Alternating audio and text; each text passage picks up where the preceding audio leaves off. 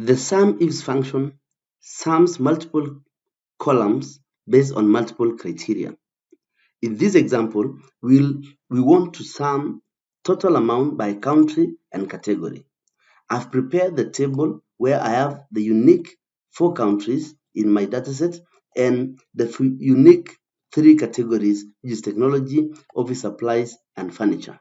We start by typing equals to SUMIFS, then Control plus A, or you can click here on FX to load the functions dialog box. Then the sum range.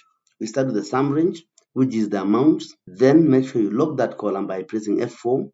Criteria range 1, you will start from either the country column or the category column.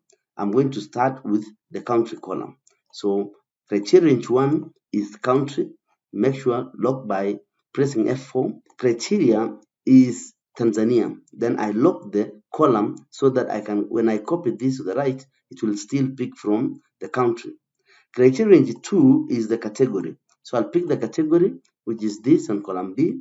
Press F4 to lock column B, and then the criteria is technology. Then lock the row 1 so that all the criteria 2 comes from the row number 1. Then click OK. Then I copy this to the right and copy this downwards.